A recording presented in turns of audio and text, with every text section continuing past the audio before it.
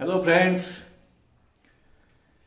जब किसी वन अधिकारी द्वारा वन अपराध का पता लगाया जाता है तो मौके पर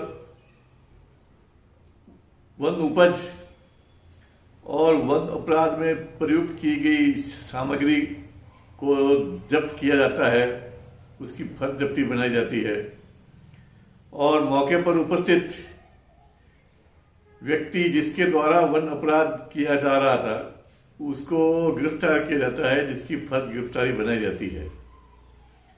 ये फर्ज जब्ती और फर्ज गिरफ्तारी की जानकारी मैंने अपने पूर्व वीडियोस में पूरी बताई है। ये इसलिए जिस किसी मित्र ने मेरे पूर्व वीडियो नहीं देखे हैं वो उनको पहले जरूर देखे, ताकि उसके बाद में यह जानकारी उनको अच्छी तरह से समझ में आ जाएगी।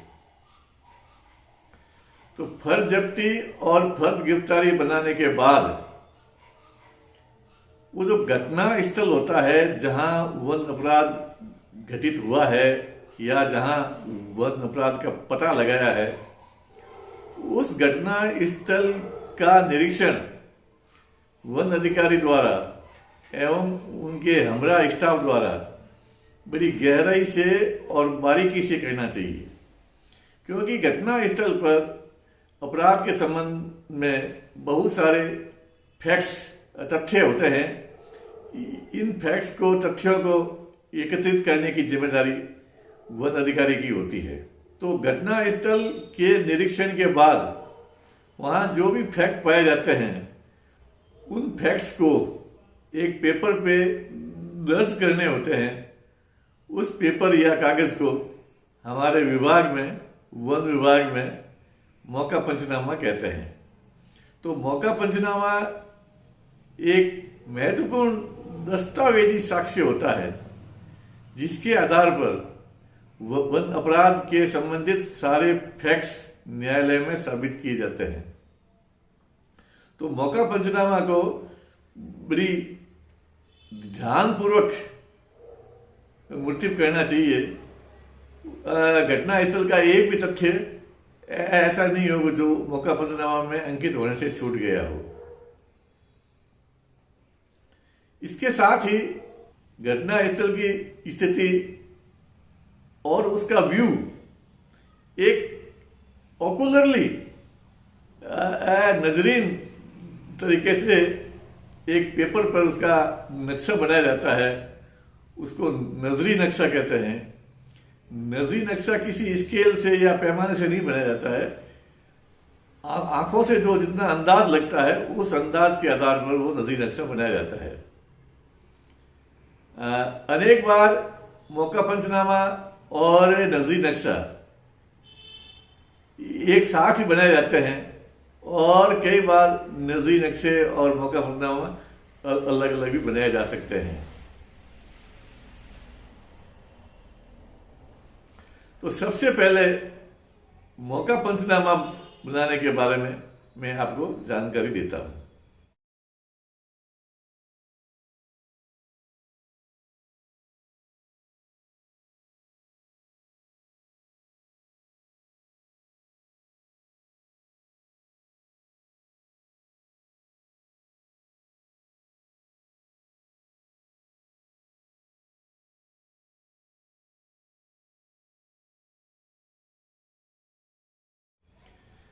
मौका पंचनामा बनाने के लिए पेपर के ऊपर अपने हाथ से सबसे पहले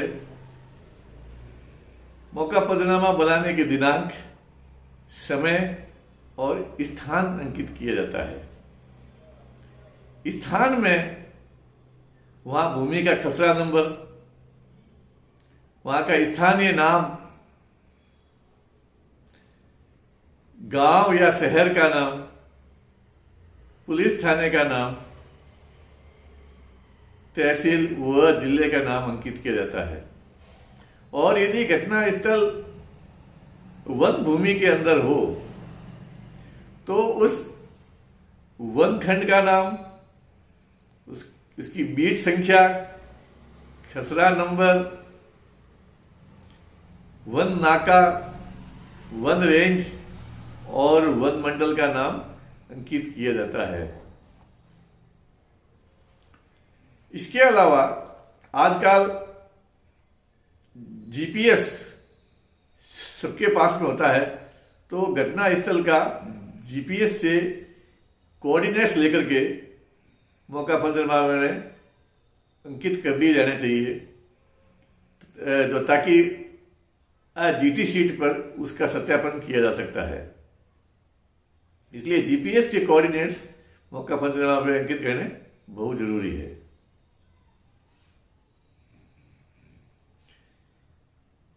इसके बाद जो वन अधिकारी यह कार्रवाई कर रहा है और उस वन अधिकारी के साथ में जो स्टाफ वाले हैं उनके नाम, उनके पदनाम और उनकी पोस्टिंग के हेडक्वार्टर की सूचना मौका पंचनामा में अंकित की जाती है।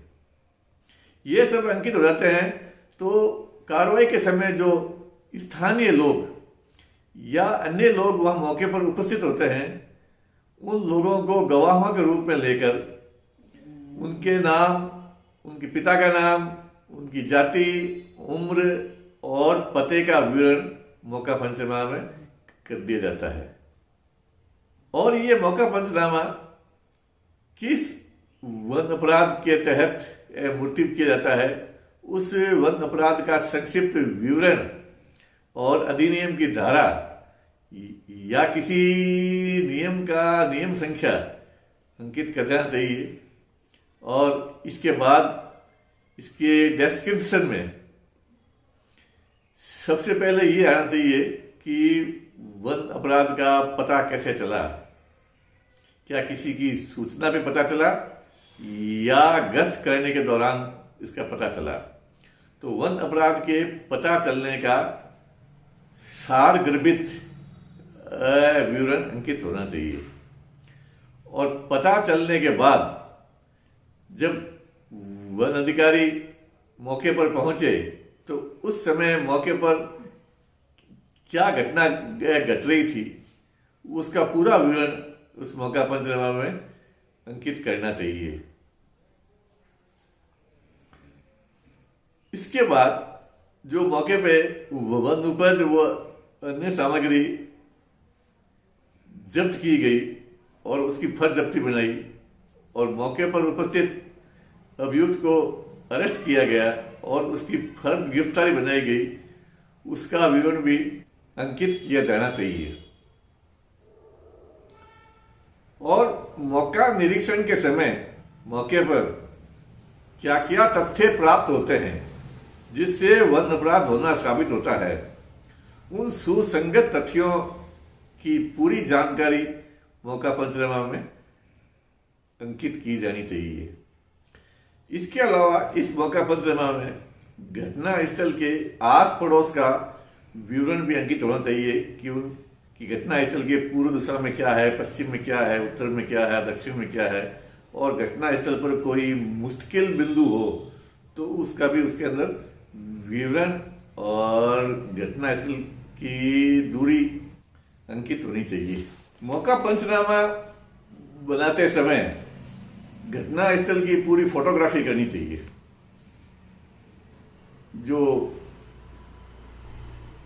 जब्ती कार्रवाई की, जो गिरफ्तारी कार्रवाई की और मौके का मुआयना किया गया, वन अपराध के संबंधित जो फैक्ट्स का पता लगा, उन सभी की वीडियोग्राफी या फोटोग्राफी जरूर करनी चाहिए, क्योंकि एविडेंस एक्ट की धारा 65B के तहत ये एविडेंस कोर्ट में मान्य है। तो प्राइमरी एविडेंस के रूप में जिस इलेक्ट्रॉनिक कैमरे या मोबाइल से फोटोग्राफी की है, उसकी मूल मेमोरी कार्ड न्यायालय में पेश किया जाता है। तो ये इसके लिए वन अधिकारियों को चाहिए कि वे अपने कैमरे में या मोबाइल में अलग से एक मेमोरी कार्ड रखें, जिसके ऊपर फोटोग्राफी होने के बाद उस मेमोरी कार्ड को मोबाइल या कैमरे से बाहर निकाल करके और उचित ढंग से उसकी पैकिंग करके उसको सील चस्पा कर ली जाए, ताकि वो मेमोरी कार्ड में ही खुल करके और न्यायाधीश द्वारा देखा जाएगा।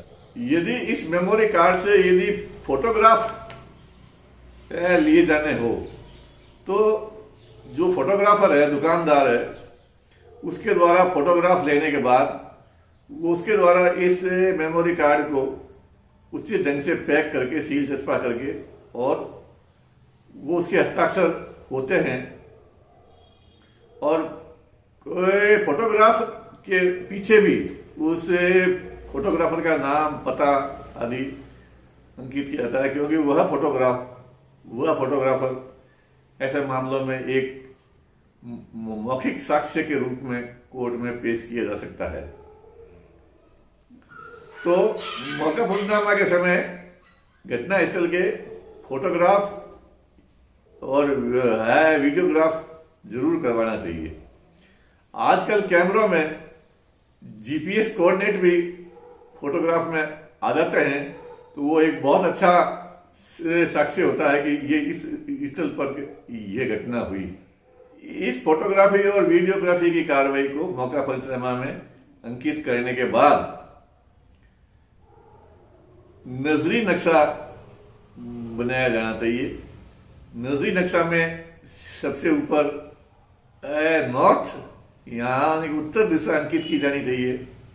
इसके बाद घटना स्थल की स्थिति, वहाँ मुश्किल पॉइंट, वहाँ सड़कें, रास्ते, भवन, अपराधी के आने का रास्ता, अपराधी के जाने का रास्ता या अपराध करने की जगह, ये सब चित्रित करनी चाहिए, और चित्रित करके उनको ABCD के से अलग अलग मार्क करनी चाहिए। फिर जब इसके नीचे इंडेक्स बनाई जाती है, तो ABCD का पूरा विवरण लिखा जाता है। इस प्रकार नजरी नक्शा बनाने के बाद अंत में एक इसमें लाइन आनी चाहिए कि यह मौका पंचनामा और नजरी नक्शा मौके पर उपस्थित स्टाफ और गवाहों की उपस्थिति में बनाया गया, जो उनको पढ़ के सुनाया गया या उनके द्वारा पढ़ा गया, और सही पाए जाने पर उनके द्वारा इस पर हस्ताक्षर करने की सहमति प्रदान की गई, या यदि कोई असहमति प्रदान करता है तो वो उसका रीजन भी लिख करके यह अंकित कर देना चाहिए कि ये इस व्यक्ति ने इस कारण से इसके ऊपर असहमति की कि भी मैं हस्ताक्षर नहीं करूंगा। इस प्रकार ये दस्तावेज पूर्ण करने के बाद अंत में वन अधिकारी द्वारा, उसके साथ में स्टाफ द्वारा, गवाहों के द्वारा, और मौके पर यदि आरोपी उपस्थित है तो वो उसके द्वारा हस्ताक्षर किए जाते हैं। और यदि जब नजरी नक्शा और मौका पंचनामा अलग अलग बनाए जाते हैं, तो सब पे अलग अलग हस्ताक्षर किए जाते हैं। किसी स्थिति में यदि ये कार्रवाई एक से अधिक पृष्ठों में होती है, तो प्रत्येक पृष्ठ पर पेज नंबर अंकित करके और वन अधिकारी और गवाहों के आदि साइन प्रत्येक पृष्ठ पर कराने चाहिए। अंत में जब ये संपूर्ण कार्रवाई हो जाती है और नाके पर POR जारी की जाती है, तब POR के नंबर और दिनांक अंकित करके POR जारीकर्ता के हस्ताक्षर नीचे करवा लेने चाहिए। तो इस प्रकार दस्तावेजी जो साक्ष्य होते हैं, जो किसी तथ्य को न्यायालय में साबित करने के लिए पेश किए जाते हैं, वो सबसे इम्पोर्टेंट होते हैं। तो वन अपराध में दस्तावेजी साक्ष्यों में सबसे पहले जो सूचना रिपोर्ट मिलती है वन अपराध के संबंध में, वो